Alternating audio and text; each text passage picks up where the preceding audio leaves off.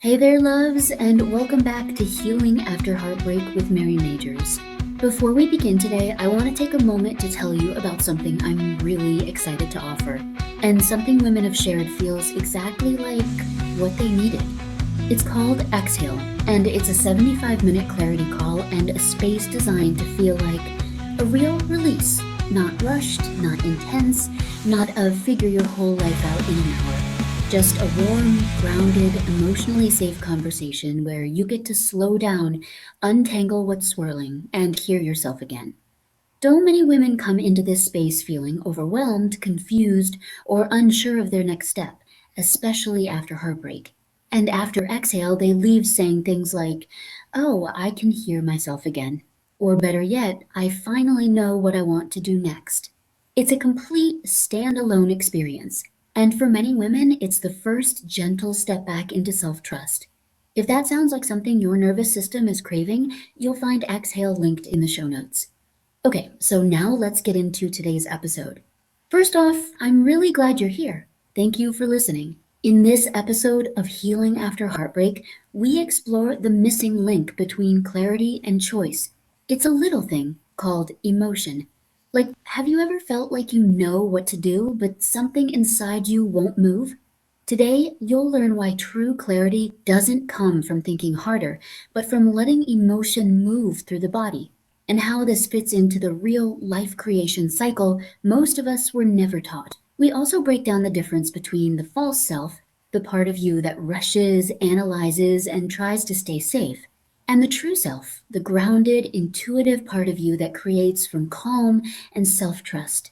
If you're navigating decisions after heartbreak, dating again, or simply trying to move forward without repeating old patterns, this episode will help things click. Because when emotion is honored, clarity doesn't have to be forced, it arrives.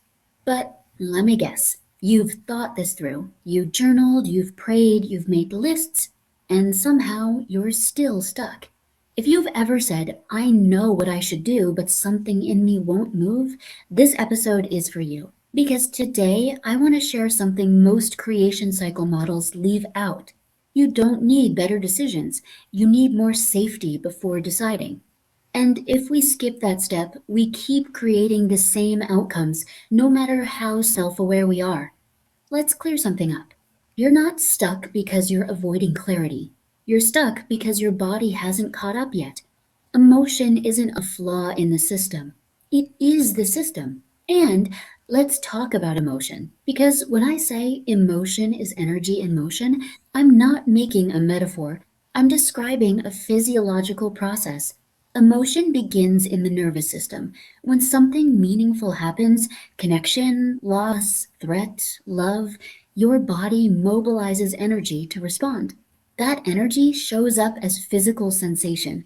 You might feel tightness in the chest, a drop in your stomach, heat in the face, or a surge of alertness.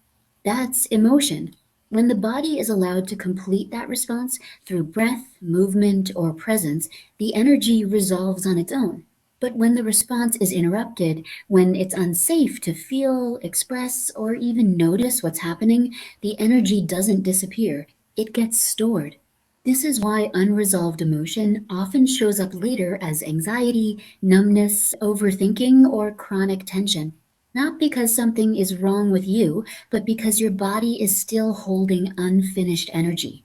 And here's the part most people miss: thinking harder doesn't resolve stored energy. Even understanding your patterns doesn't automatically settle your nervous system. Listen up, friends. Healing happens when the body feels safe enough to complete what was interrupted. This is why clarity often comes after regulation, not before. So if you've ever thought, "I understand this, but I still feel stuck," that's not failure, that's physiology. But when you work with the body instead of against it, things begin to shift, often more simply than you expect.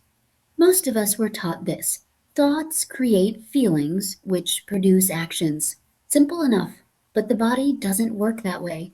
The real creation cycle looks like this. First, you have an experience, which produces emotions, which gives you choices. Emotion sits right in the middle.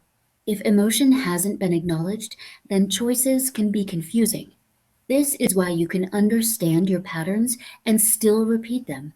Guess what completes the emotion cycle? Safety does. Here's where it gets interesting. When emotion arises and the body doesn't feel safe, the false self steps in. Your false self rushes things, it analyzes, it tries to control the outcome. It says, I need certainty, I need reassurance, I need to decide now. But when the body feels safe enough to feel, the true self emerges. The true self doesn't rush.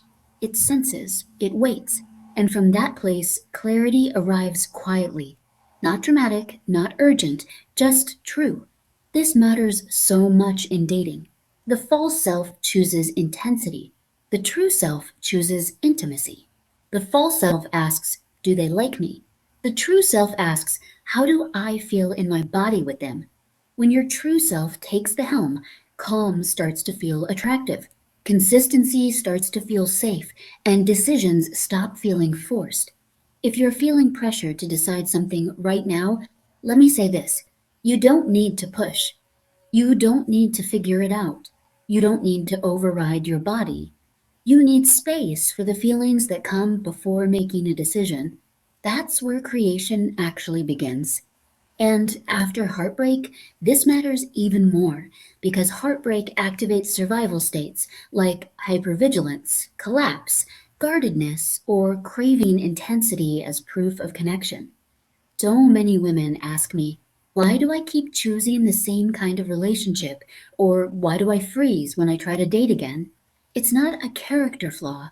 It's that the body is still carrying emotional energy from the past. And when emotion hasn't moved, decisions are made from fear instead of discernment, familiar chemistry instead of safety, and protection instead of truth. So the body says, I'm going to choose what I recognize, even if the mind says, I know better. Healing doesn't begin by forcing better decisions. It begins by creating safety for the feelings that comes with the thoughts you think. If this episode resonates, here's what I want you to hear. You don't need to force clarity. You don't need to push yourself into decisions. And you're not behind. Your body is simply asking for space to complete what was interrupted. And when you honor that, clarity follows. If you're in a season where you feel emotionally overwhelmed, stuck, or unsure of your next step, check out my website at marymajors.com. And if you'd like to talk through what's coming up for you, or you're curious whether this kind of support is right for you, I offer a free consult call. It's a gentle space to connect, ask questions, and see what feels aligned.